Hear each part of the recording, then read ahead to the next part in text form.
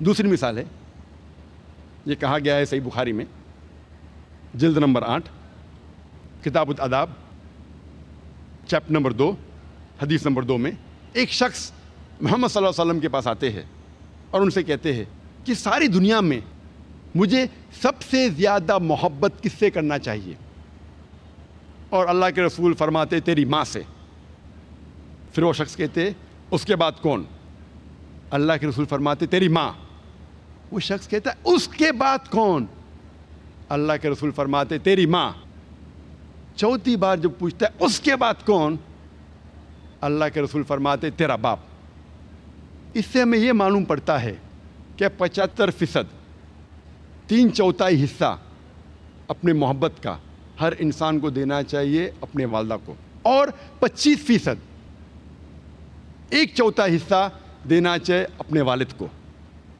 مختصر سا ہم یہ کہہ سکتے کہ والدہ کو ملتا ہے گولڈ میڈل، سونے کا تمغہ، والدہ کو ملتا ہے سلور میڈل، چاندی کا تمغہ، والدہ کو ملتا ہے برانز میڈل، تمغے کا تمغہ، اور والد کو اطمینان رکھنے کے لیے ملتا ہے صلح بخش انعام، کنسولیشن پرائز۔ یہ ہمارے آخری نبی محمد صلی اللہ علیہ وسلم کی تعلیمات ہے اور ہمیں اس پہ عمل کرنا چاہیے۔ تو اس چیز میں ہمیں پتہ چلتا ہے کہ عورتوں کا درجہ، کیونکہ وہ انسان کو اپنے پیٹ میں 9 مہینے رکھتی ہے اور تکلیف کے ساتھ جنم دیتی ہے، عورتوں کا رتبہ اللہ سبحانہ و تعالیٰ اور اونچا کرتا ہے۔ تو اس طریقے سے اللہ سبحانہ و تعالیٰ depending upon the biological make up, the physiological make up, the psychological make up, different roles, different ذمہ داری دی گئی ہے، لیکن پوری طور پہ اوور آل مرد اور عورت کا درجہ ایک ہے۔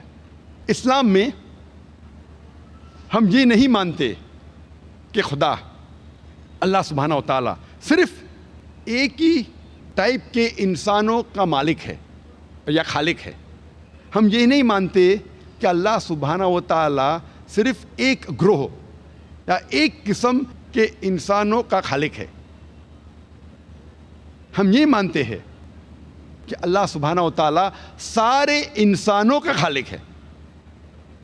اور اللہ تعالیٰ فرماتے سورہ فاتحہ میں سورہ نمبر 1 آیت نمبر 1 یا 2 میں الحمدللہ رب العالمین، ساری تعریف ہے اس اللہ کی جو سارے عالموں کا رب ہے، سارے عالموں کا، اس دنیا کا اور جتنی دنیا موجود ہے اس کا رب ہے۔ اور قرآن مجید نے فرمایا ہے سورہ ناس میں سورہ نمبر 114 آیت نمبر 1 میں قل اعوذ برب الناس، کہو کہ میں پناہ چاہتا ہوں سارے انسانوں کے رب میں۔ یہ رب جو ہے سارے انسانوں کا ہے، صرف ایک قسم کے انسان کا نہیں، سارے انسانوں کا رب ہے، چاہے وہ گورے ہو یا کالے ہو، چاہے امیر ہو یا غریب ہو، چاہے ہندو ہو یا مسلم ہو، سکھ ہو یا عیسائی ہو، یہ سارے انسانوں کا مالک ہے اور خالق ہے۔ اسی لیے قرآن مجید میں کہیں جگہ آتا ہے یا ایھا الناس، یا ایھا الناس، یا ایھا الناس، اے انسانوں، اے انسانوں۔ قرآن مجید میں ہمیں کئی تعلیمات ملتی ہے جس سے عالمی بھائی چارہ کو بڑھاوا ملتا ہے، جس سے عالمی بھائی چارہ اس دنیا میں قائم ہو سکتا ہے۔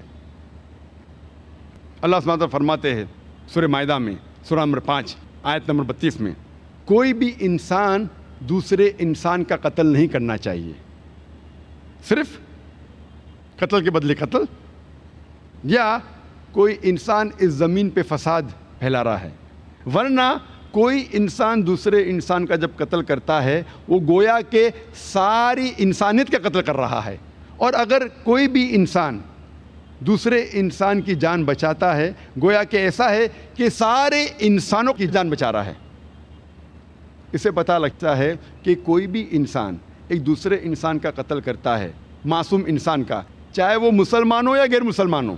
قرآن میں لکھا ہے اگر کوئی بھی انسان دوسرے معصوم انسان کا قتل کرتا ہے وہ ایسا ہے کہ ساری انسانیت کا قتل کر رہا ہے، اور اگر کوئی بھی انسان کی جان بچاتا ہے وہ ایسا ہے کہ ساری انسانیت کی جان بچا رہا ہے.